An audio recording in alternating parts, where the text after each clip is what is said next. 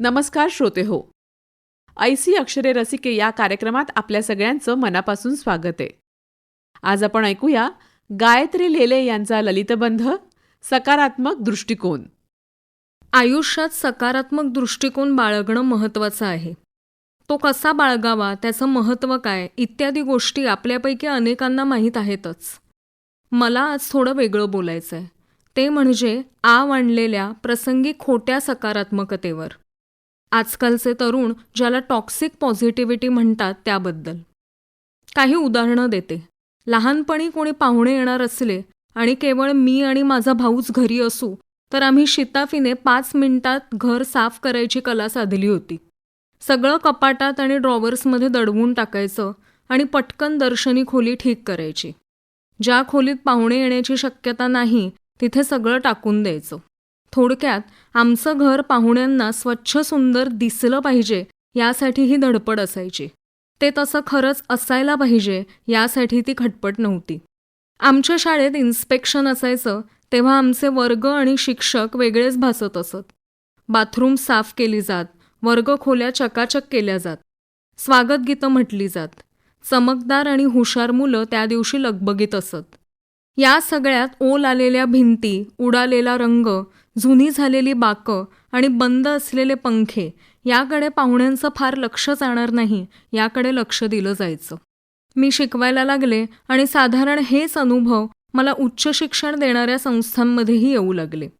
माझ्या कॉलेज आणि विद्यापीठात जेव्हा श्रेणी देण्यासाठी दिल्लीहून मंडळी येतात तेव्हा अचानक वातावरण सुगंधी होतं.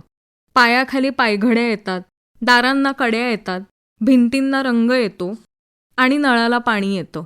मिळालेल्या बक्षिसांचं प्रदर्शन भरवलं जातं. उत्तमातील उत्तम असं सारं काही त्या दिवशी दिसेल अशी सोय केली जाते. पुन्हा आपल्याकडे नेमकं काय नाही हे आम्हाला माहिती असतंच, पण त्याबद्दल अळीमिळी गुपचिळी बाळगणं अत्यंत महत्त्वाचं असतं. बरं, त्या नसलेल्या गोष्टींवर पुढे भविष्यात काही ठोस काम होतं का, तर त्याची गॅरंटी कोणी देत नाही.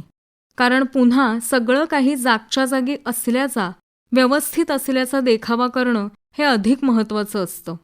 त्या पलीकडे काही निश्चित बदल घडावेत अशी इच्छा बाळगणारे थोडेच असतात.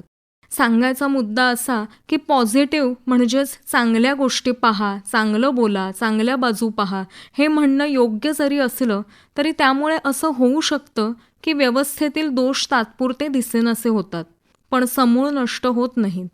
अनेकदा तो केवळ एक आभास असतो जो सिस्टीममधल्या वाईट गोष्टींकडे दुर्लक्ष करायची सवय लावतो. सारं काही छान, सारं काही आलबेल असं म्हणत म्हणत शिखरावर पोचताना खाली वाढत चाललेल्या अडचणींच्या डोंगराकडे लक्ष जात नाही. ते जाऊ नये अशी व्यवस्थाच निर्माण केली जाते. या सगळ्याचा कधीतरी बांध फुटतो, कडेलोट होतो. कुटुंबापासून ते सरकारी आस्थापनांपर्यंत अगदी सगळीकडे. आणि म्हणूनच केवळ सकारात्मक बोलत राहण्याला अर्थ नाही. त्याला काहीतरी ठोस पाया असणं, त्यात विवेक असणं अत्यंत महत्त्वाचं असतं. म्हणूनच सकारात्मक दृष्टिकोन बाळगणं आणि सकारात्मकतेचा डंका पिटवून किंवा आव आणून एक प्रकारच्या डिनायलमध्ये राहणं या 2 वेगळ्या गोष्टी आहेत. रोजच्या आयुष्यात याचं भान राखायला हवं असं वाटतं. सकारात्मक दृष्टिकोन. गायत्री लेले यांचा ललितबंध आत्ताच आपण ऐकलात ऐसी अक्षरे रसिके या कार्यक्रमात. या कार्यक्रमासाठी निर्मिती सहाय्य केलं होतं रत्ना मगरे यांनी आणि सादरकर्त्या होत्या ज्योत्स्ना केतकर. पुन्हा भेटूया उद्याच्या कार्यक्रमात. तोपर्यंत नमस्कार.